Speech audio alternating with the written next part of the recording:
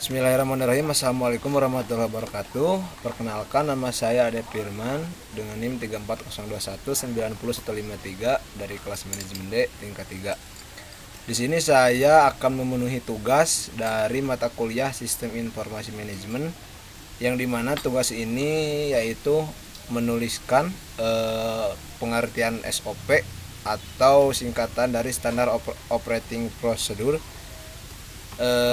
dari menurut para ahli, dan juga menulis manfaat SOP, fungsi SOP, dan juga tujuan dari SOP. Untuk yang pertama ini pengertian SOP menurut para ahli. Yang pertama dari Arini, yang dimana SOP ini disebut juga sebagai prosedur, adalah dokumen yang lebih jelas dan rinci untuk menjabarkan metode yang digunakan dalam mengimplementasikan dan melaksanakan kebijakan dalam suatu organisasi seperti yang ditetapkan dalam pedoman.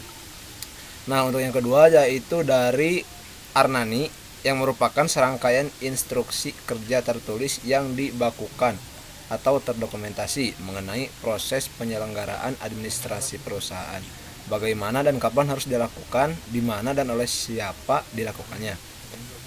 Dan untuk yang ketiga oleh Laksmi, yang dimana SOP adalah dokumen yang berkaitan dengan prosedur yang dilakukan secara kronologis untuk menyelesaikan suatu pekerjaan yang bertujuan untuk memperoleh hasil kerja yang paling efektif dari pekerja dengan biaya serendah-rendahnya. Nah, itu tadi merupakan pengertian SOP menurut para ahli. Untuk selanjutnya yaitu manfaat SOP. Manfaat SOP ini menurut Permenpan ya, yaitu SOP memiliki manfaat bagi organisasi, yang dimana antara lain yang pertama sebagai standarisasi cara yang dilakukan pegawai dalam menyelesaikan pekerjaan, khusus mengurangi kesalahan dan kelalaian.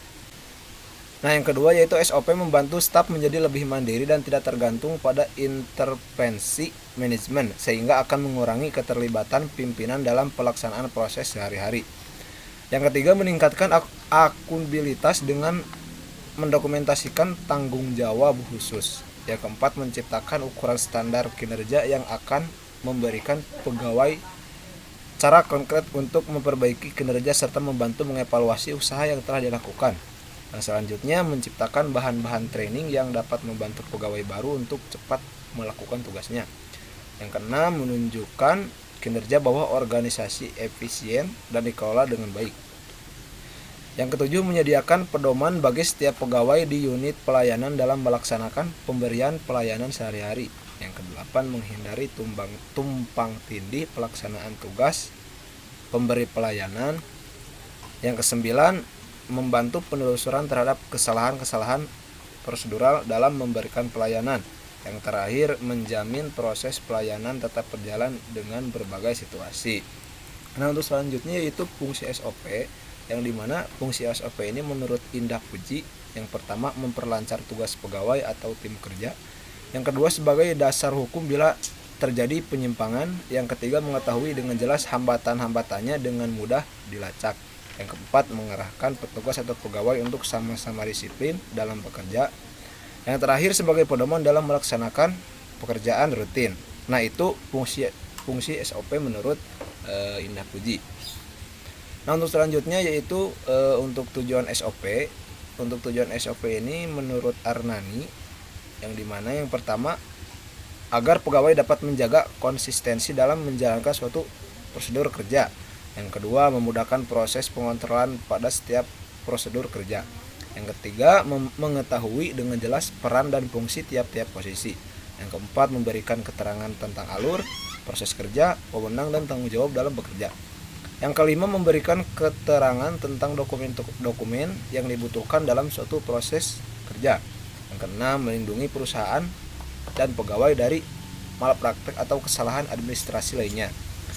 Yang ketujuh, menghindari kesalahan, keraguan, duplikasi, dan inefisiensi.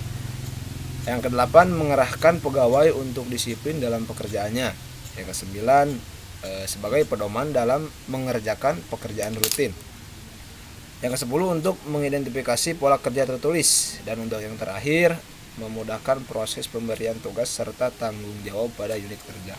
Nah, itu tadi merupakan pengertian SOP, manfaat SOP, fungsi SOP, dan juga tujuan SOP. Untuk selanjutnya kita masuk ke tugas yang selanjutnya, yaitu membuat SOP pada perusahaan.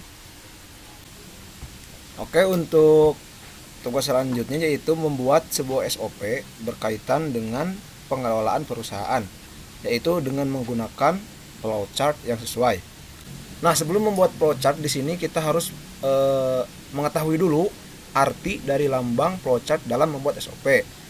Kita harus mengetahui dulu sebelum kita membuat sebuah SOP untuk pengelolaan perusahaan. Nah, kita langsung saja kepada tugas yang ketiga di sini. Saya telah membuat SOP perusahaan, yaitu Perpustakaan Daerah Lumbung. Telah membuat 5 SOP dan saya akan menjelaskan satu saja di sini. Nah, di sini merupakan PDL, yaitu merupakan salah satu identitas dari perusahaannya, yaitu Perpustakaan Daerah Lumbung. Di sini ada standar operating prosedurnya, yaitu penelusuran bahan pustaka. Dan ini untuk nomor kodenya merupakan SOP nomor yang kedua. Nah, di sini merupakan uraian kegiatan dari SOP-nya, dan ini merupakan flowchart-nya. Ini waktu-waktu per anggota. Di sini untuk memulai menggunakan lambang yang ini, dan untuk yang kedua melakukan registrasi pengunjung, yaitu dengan waktu 1 menit per anggota. Nah, untuk yang ketiga melakukan penelusuran bahan pustaka menggunakan OPAC atau Online Public Access Catalog. Di sini diberi waktu 4 menit per anggota. Untuk selanjutnya yaitu mengecek ketersediaan koleksi menggunakan lambang ini dengan waktu 30 detik per anggota. Lalu yang selanjutnya mencatat judul buku yang tidak tersedia sebagai dasar pembelian buku yang akan datang. Maaf ya, ini tipe tulisannya. Di sini merupakan pelaksananya di bagian layanan, dan untuk waktunya 1 menit per anggota. Untuk selanjutnya mencatat nomor panggil atau call number bahan pustaka, yaitu dengan diberi waktu 30 detik per anggota. Nah, dan untuk selanjutnya itu menuju rak koleksi. Di sini diberi waktunya yaitu 6 menit per judul, dan yang terakhir selesai. Oke, mungkin cukup sekian untuk pemaparan tugas SOP atau standar operasional prosedur. Mohon maaf bila ada kesalahan dan semoga bermanfaat. Mungkin sekian, terima kasih. Wassalamualaikum warahmatullahi wabarakatuh.